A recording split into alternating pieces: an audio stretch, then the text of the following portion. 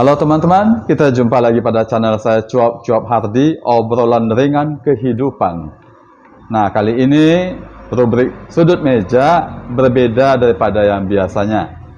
Kalau beberapa edisi terdahulu itu menampilkan para caleg, calon legislator dan legislator yang sedang berdinas. Kali ini kita akan tampilkan sesuatu yang lain. Dan narasumber kali ini pada zamannya, pada eranya itu adalah orang-orang yang sering dicari-cari, terutama dalam dunia seni tari, dunia seni gerak. Nah, kita langsung saja masuk ke pertanyaan, perbincangan ringan di salah satu ruas jalan Pulau Karam Padang.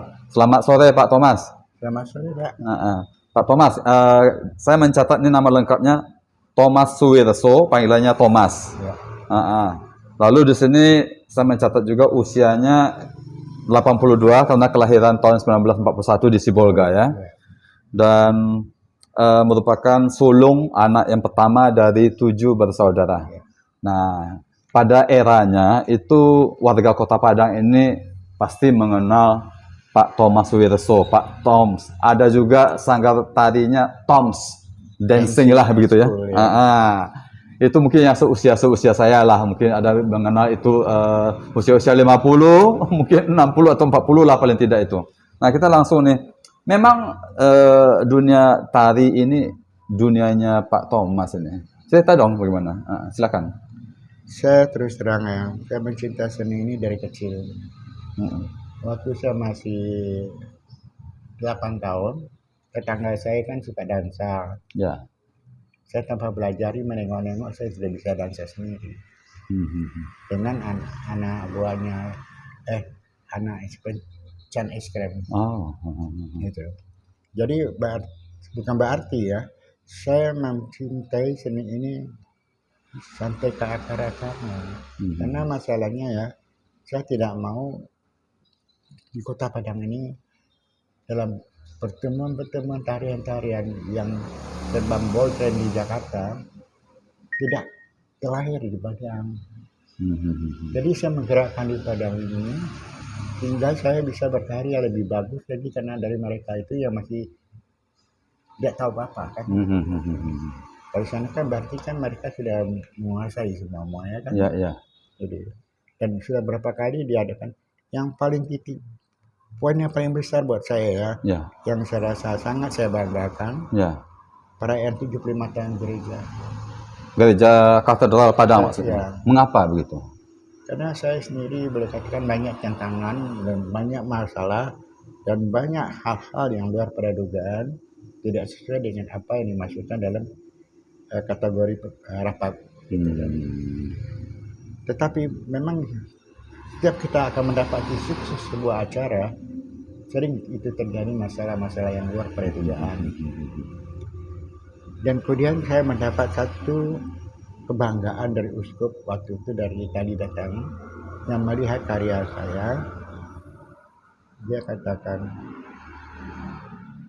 dia tanya juga pada orang lain lah di lingkungan, siapa pembinanya ini? Mereka bilang Toms Dancing and Ballet School.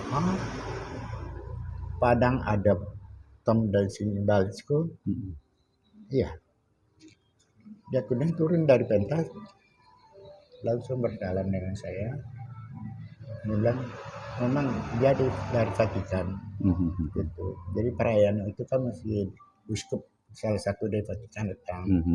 Nah dia bilang sudah selesai acara, yang melihat karya itu sangat indah dan bagus, tidak kalah dengan apa yang dikatakan yang dilihat di Italia.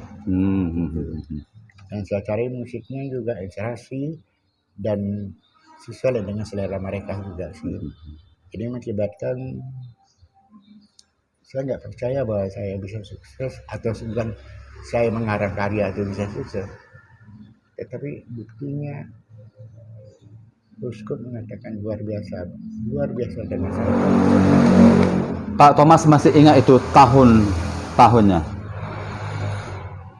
Sekitar itu dalam yang tadi menyambungnya percakapan tadi, itu 75 tahun gereja Katedral Padang ya. Oke, baik. Nah, Kami bisa dapat datanya di Paroki. Oke, kita lanjut lagi ini cerita tentang minat dari Pak Thomas ini. Pak Thomas lah saya panggil ya. Ini ternyata sedari usia 8 tahun dengan melihat tetangga di sebelah rumah lah gitu ya. Lalu kemudian autodidak mengembangkan atau bagaimana ini? Atau belajar juga? Karena tadi saya mendapat informasi bahwa Pak Thomas ini pernah juga nih masuk di pendidikan formal Akademi Seni Tari Ismail Marzuki Jakarta. Ya.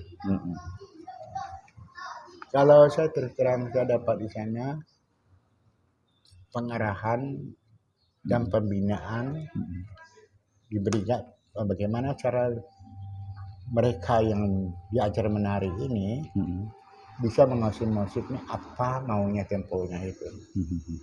Kita nggak boleh sebut. Nah sudah itu kita ciptakan satu koreografer gitu kan agar mereka bisa melakukan kira-kira mirip lagi kayak gitu. Oke. Ya. Nah kalau dari pengalaman Pak Thomas selama ini, kayak kita mengenal lagi masa lalu nih. Berapa lama waktu yang dibutuhkan oleh Pak Thomas mungkin berkreasi dalam bentuk tarian, koreografinya berapa lama itu ya? Cukup lama. Bisa 1 bulan atau lebih daripada 1 bulan? Kalau untuk itu enggak, untuk maksudnya untuk mengarahkan atau untuk diajar? Diajar lah, diajar. Diajar. Ya, diajar itu cuma ibaratnya kalau sudah biasa menari sih cepat ya? Cepat karena masalah mereka sudah mengerti. Cuma kadang-kadang waktu diajar sama teman Marzuki, pengarahan kita nggak sama dengan apa yang dikatakan oleh mereka gitu kan. Karena kita punya bahasa nih mesti kasar.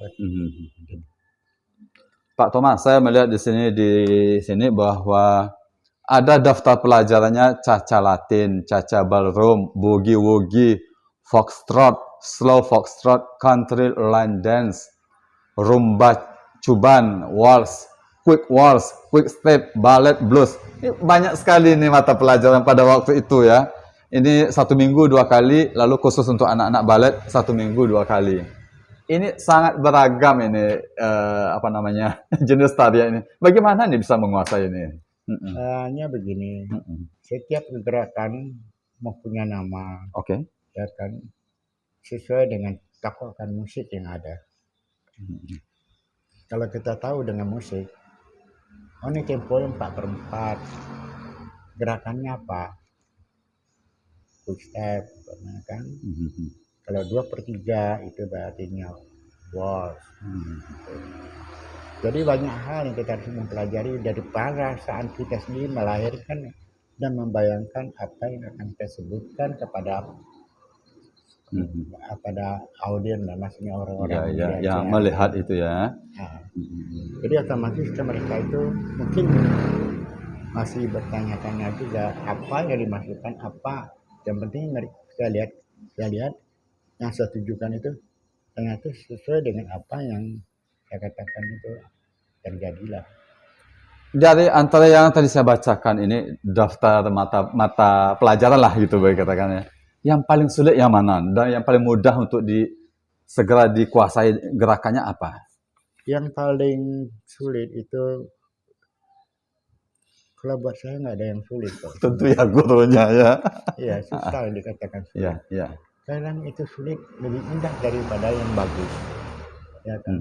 Gerakan yang sulit itu lebih indah. Kalau saya katakan nama ini cuma disebut oleh penari maupun di mana saja sesuai dengan dansa yang dikeluarkannya. Jadinya apa? Slowfox, foxtrot, tango, pasodobo, apa segala macam kan. Sesuai dengan namanya saja. Dan boleh katakan juga saya bisa menguasai semuanya itu dengan perasaan. Saya mempunyai pian, perasaan, musik, maunya.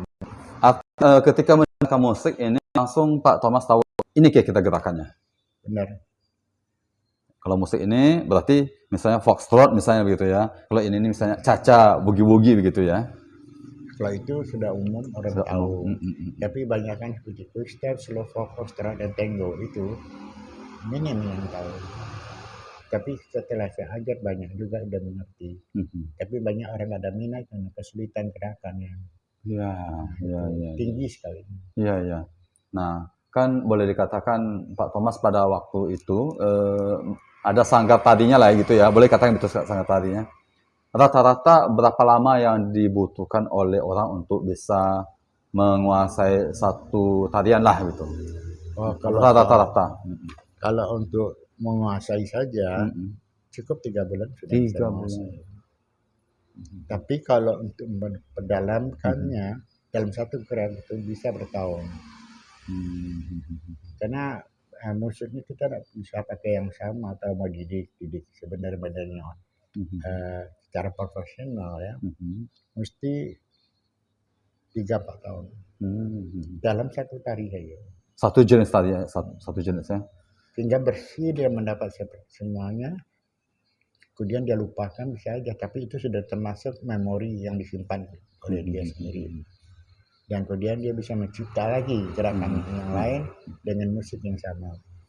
Kalau seandainya Pak Thomas ini kan tahun 78 ini sudah mulai lah, boleh katakan menekuni itu khusus untuk di Padang ya.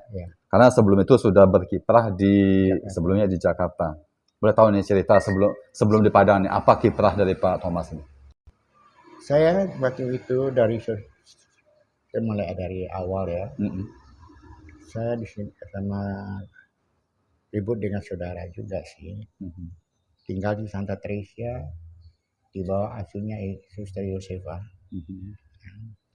Dan kemudian saya membuka balet itu untuk anak-anak sekolah Santa Teresa pertama, dan akhirnya menjalar ke Agnes melalui Suster Yosefa.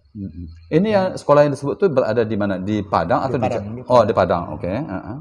Jadi otomatis sudah itu saya disuruh sama Suster Yosefa, Thomas,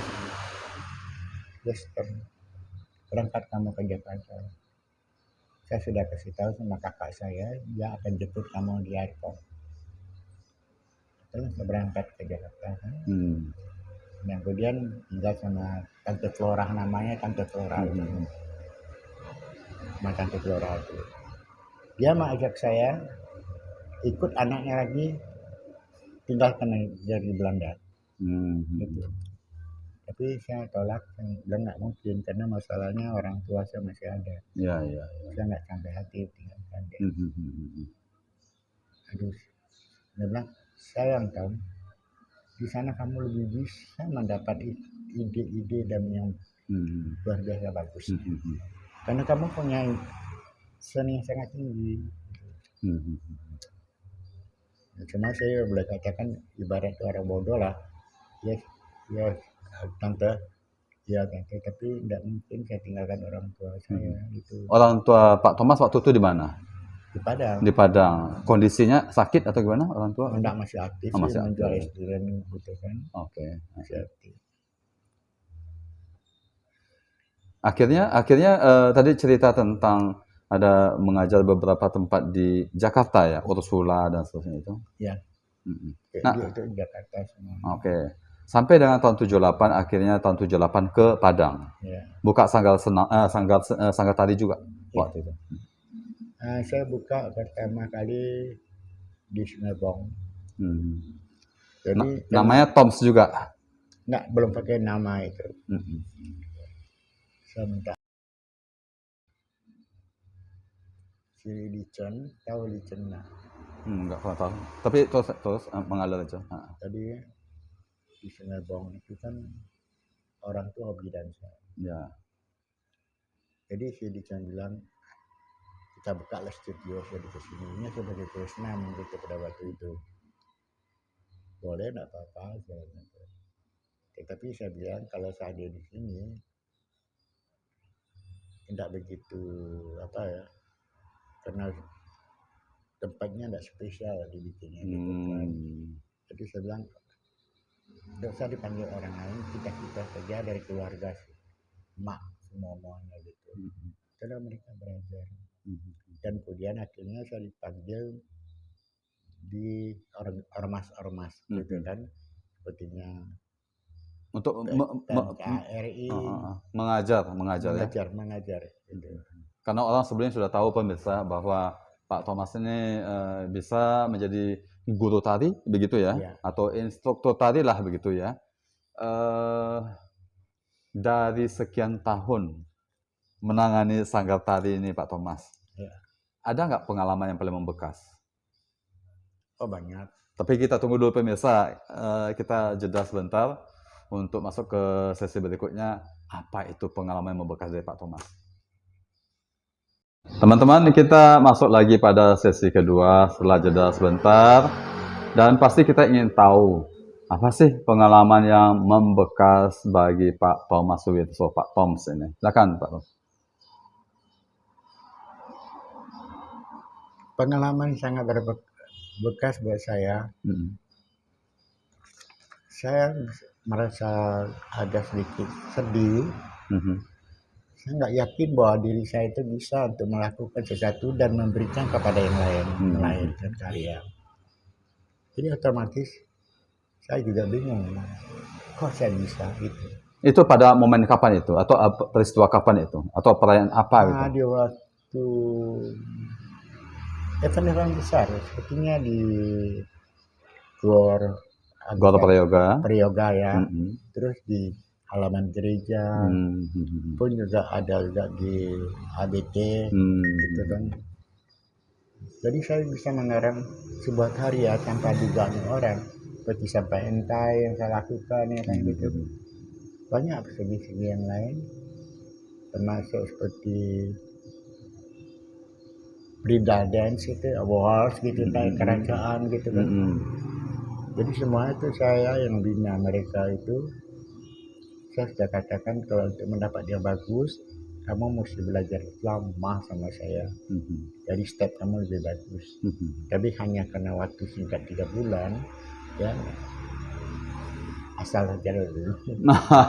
Tapi menarik bahwa yang tentu ada di antara sekian banyak murid Pak Thomas itu, ada yang cukup lama, sekian tahun belajar mulai dari yang betul-betul basic dasar sampai yang advance atau mungkin yang sudah terampil lah gitu bisa.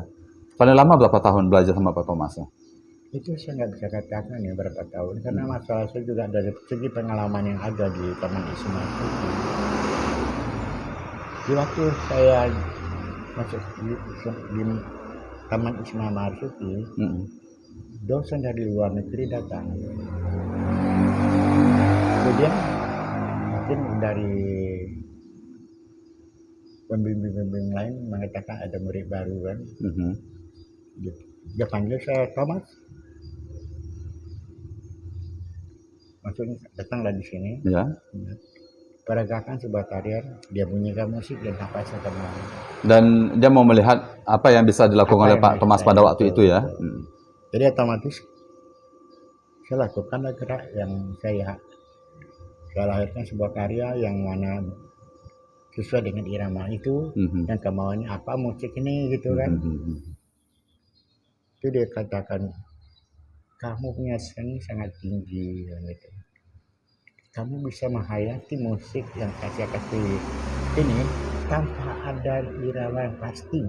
Gitu. Jadi saya kaget, ibaratnya seperti saya dites atau dipelonco gitu kan. Tapi karena hati saya kepingin juga mau bisa, karena saya bicara dalam diri saya akan coba untuk mendapatkan yang terbaik. Ya. Dan itu juga dilakukan ketika mungkin mengajar anak-anak inilah ya di sanggar tari dari Pak Thomas ya.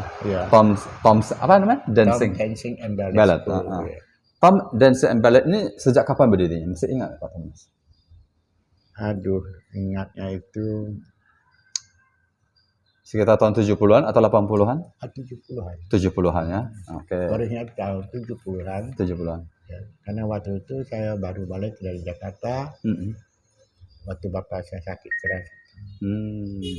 Dan kebetulan saya dapat tempat tinggal sama bapak ini kan. Jadi saya mengajar di sini kan. Kaca-kacanya kan untuk belajar balet. Oke. Pengen tahu juga ini. Ketika sanggar tari Tom's Dancing and Ballet ini terus kan berkembang dan mungkin juga terkenal mulanya mungkin dikenal, makin lama makin banyak yang kenal dan kemudian juga menjadi murid dari Pak Thomas ini. Nah, tentu banyak muridnya nih kan. Memang saya kagumi di waktu saya sakit, masuk ke panti, di waktu malam terbaru sama tanggal 31, itu kan banyak yang mengunjungi ke panti gitu kan. Semua mengatakan kepada suster, tapi saya dengar cuma bisikan dari beberapa orang. Gitu. Orang banyak kenal sama kamu ya Thomas, kata suster. Ya itu mungkin juga saya berkarya dalam seni. Gitu. Dan itu murid kamu semuanya, hampir semua. Saya pun heran, belum pernah orang yang begitu bisa dikenal, ibaratnya yang tidak di dalam panti. Nah, ini cerita sedikit kekinian masa kini dari Pak Thomas ini. Ini duduk di kursi roda nih. Mengapa? Apa yang terjadi dengan Pak Thomas ini? Bagi dong, apa yang terjadi ini? Saya mendapat ini naik Honda jatuh satu kali. Jadi akibatnya kelemahan dari kaki itu timbul. Jadi sudah timbul, akibatnya langsung saya pergi ke dokter spesialis dengan saraf. Ya kan, menurut Suster Ilona bilang, hendak Suster Ilona, Dokter Ilona dengan saraf disuruh saya masuk di kapsul. Itu diiringi dengan Bapak, siapa nama itu? Si Ai. Ai. Dan termasuk juga ada beberapa orang yang mengantar Pak Thomas pada waktu itu ya. Pada waktu itu. Hasilnya bagaimana? Itu masih ada. Masih ada rekam medik ya? Ya itu. Masuk di kapsul, di scan gitu kan. Jadi hasilnya itu sudah 1 minggu disuruh balik lagi untuk mengetahui penyakitnya apa. Jadi Dokter Ilona itu bilang ada masalah dengan kaki. Kan saraf 2 yang kena di kening. Satu saraf untuk memerintahkan kaki dan satu untuk saraf merekam atau menyimpan data. Memori begitulah ya. Oke. Nah, sejak kejadian itu Pak Thomas praktis tidak ada lagi senam sangga tari Toms itu ya. Sejak itu down, tidak ada lagi sama sekali karena saya itu sudah habis gampo ya. Iya, gempa tahun 2009 ya. Sudah habis gampo. Saya nggak bisa berjalan pun sedikit, cuma 3 tapak saja tuh. Jadi nggak mungkin saya bisa untuk mengajar lagi. Tapi masih ambisi orang masih banyak ingin rasanya. Sayang dulu saya tidak belajar kata mereka ya. Betul. Tapi sekarang ini kami butuhkan karena sekarang lagi gebiar ya kan. Coba kalau kami belajar dulu, tentu kami sudah bisa. Ya itu bukan saya paksa atau mau untuk bisa. Memang dari dulu waktu saya masih kuat, sehat. Itu kejadian Pak Thomas jatuh dari sepeda motor itu sekitar 10 tahun yang lalu? 5 tahun yang lalu? Kira 5-6 tahun lah. 5-6 tahun yang lalu lah ya. Tapi sebelumnya itu, sebelum terjatuh dari sepeda motor itu masih bisa mengajar? Masih bisa. Jadi kalau dilihat dari segi usia, mungkin usia 70-an sudah masih bisa untuk mengajar Pak? Masih. Saya terus terang aja bilang, saya stop total ini karena gampo. Gampo pada waktu itu bulan September. Pas akhir bulan tanggal 30. Saya tetap masih menunggu murid saya, tapi nggak ada yang datang karena gampo. Takut. Karena takut. Dan sejak saat itulah sudah nggak ada lagi yang untuk belajar. Sampai kemudian saya ketemu mereka di sekolah, saya tanyain gitu. Mama larang gampo akan berulang lagi. Ketakutan. Tapi saya juga maklum ya kalau orang tua itu cemas gitu. Jadi sejak saat itulah habis kampung saya nggak ada mengajar lagi, dan kemudian saya larikan ke Lion Dance. Itu sekarang ini yang lagi gebiar-gebiarnya. Ya, lagi hot-hotnya banyak kelompok-kelompok yang line dance itu ya. Berarti termasuk Pak Thomas yang mengajar, terutama para ibu lah ya, yang anggota-anggota line dance itu ya. Saya mengajar Lion Dance itu di hotel. Himpunan Cinta Teman maksudnya pemirsa. Oke. Dan keduanya barulah masuk ke HBT karena dihimbau oleh pengurus Ibu Ang. Ya, Ang untuk mengajar di kelompok wanita. Oke. Ya, kadang-kadang saya bilang terang, karena mereka itu yang ibaratnya susah diajar lah ya, orang-orang udah tua. Iya. Jadi saya nggak begitu betah. Tapi kalau di hotel saya bertanya apa, kami berdua dengan spesial pada waktu itu mengajar. Tapi spesial banyak salah step yang memberikannya, tapi asal jadi saja kan. Kalau saya lebih teliti, step itu mesti tepat semua. Gitu. Step 1, 2, 3 dan seterusnya gitu ya. Jadi tidak sembarang gerak. Oh enggak. Mesti sesuai dengan apa yang kita tangkapi lah gitu kan. Jadi kita tangkapi dari yang profesional ya. Waktu itu masih dapat album-album juga. Hadran kaki sama saya, dan saya perhatikan kakinya. Gitu. Bagaimana cara main kakinya hingga kelihatan keindahannya ada. Gitu. Bukan asal menengok-nengok. Oke. Berarti ada unsur keindahan, unsur seninya lah gitu. Ya, karena masalahnya seni tari ini kan untuk ditonton dan untuk hiburan bagi orang. Betul. Dan lagi pula kalau umpama kita bergerak di atas pentas dengan baik sekali ya, penonton kan tidak merasa kesal, dan penonton merasa gembira. Nuansanya beda kok. Betul. Satu detik saja perubahannya bisa kita lihat wajah ibu itu bagaimana. Karena orang terbaru apa yang dilihatnya itulah. Oke. Pemirsa, saya mendapat informasi sebelum tadi kita rekam video ini untuk percakapan ini dari Pak Thomas, bahwa Pak Thomas ini adalah anggota dari beberapa organisasi kemasyarakatan, yaitu Himpunan Bersatu Teguh atau HBT Padang, kemudian ada juga anggota PSKP Santo Yusuf di Padang, kemudian juga adalah anggota Himpunan Keluarga Li dan Kue, karena menyangkut dengan marga juga Li dan Kue. Jadi Pak Thomas ini nama Tionghoanya Li Ban Hui. Oke. Lalu ketika berada di tempat ini, saya juga mendapat satu catatan bahwa Pak Thomas ini pernah menjadi Ketua RT 04 RW 6 Kelurahan Kampung Pondok Padang Barat tahun 2011-2014 ya. Pernah jadi Ketua RT rupanya dari Pak Thomas ini. Nah, lalu ketika sekarang situasi, ketika berbicara dengan situasi sekarang ini, bagaimana atau apa yang kiranya akan dilakukan oleh Pak Thomas ini dengan situasi sekarang ini? Situasi sekarang ini saya nggak ada. Saya berambisi sekali untuk kembali ke dunia saya, tapi sayangnya modal saya di kaki ini nggak bisa diajak berunding lagi. Jadi nggak bisa saya untuk memberi petunjuk yang baik dan maupun asal. Artinya tidak hanya diucapkan teori, tetapi ada satu gerak yang menjadi petunjuk contoh. Tetap sebagai seorang pembina mesti melihatkan contoh dulu.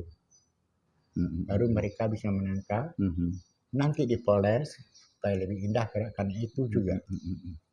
Oke, kalau begitu apa saja ini kegiatan sehari-hari dari Pak Thomas sekarang ini? Kalau sekarang ini saya sehari-hari duduk di kursi roda, ya ibaratnya inilah kaki saya untuk jalan. Nah, kemudian juga beberapa kawan-kawan yang pernah saya bantu di Jakarta, ya kan, dan student mereka, akhirnya mereka sudah sukses dalam usaha mereka. Itulah mereka berikan hadiah Honda listrik. Honda listrik. Roda 3 ya. Supaya bisa kemana-mana gitu ya. Ya bisa. Jadi nggak saya mengeram terus dalam rumah. Iya. Jadi saya kalau diam di rumah terus stres saya. Mumet juga kan, karena nggak bisa merasa kemana-mana. Jadi otomatis dengan pergi ke sana pergi ke sini, ya kan saya sudah bisa kembali untuk menenangkan pikiran dan melihat yang aneh-aneh lah gitu ya kan. Kalau nggak itu kan susah juga. Beda situasinya kalau hanya berdiam diri di dalam rumah. Oh iya. Kalau dengan sepeda motor listrik berarti bisa bertemu lah dengan kawan-kawan lama sebaya ataupun dengan mantan murid lah gitu ya. Saya lebih banyak ingin mencari teman-teman lama yang seusia dengan saya, gitu. Tapi kan mereka ada yang di Jakarta, ada di Pekanbaru, ada di Singapura. Jadi nggak semuanya yang dapat saya kumpulin. Pemirsa, siapa tahu ada di antara Anda yang menyaksikan ini mungkin teman dari Pak Thomas sendiri ataupun dari kerabat yang punya teman dari Pak Thomas sendiri. Siapa tahu. Jadi beginilah informasi terbaru dari Pak Thomas Suwirso sekarang ini yang kita berbincang-bincang sekarang. Mungkin kalau suatu saat mau datang ke Padang karena berada di luar kota, mungkin bisa datang ke sini di Pulau Karam di tempat yang lama. Ya. Pommel Dance and Ballad.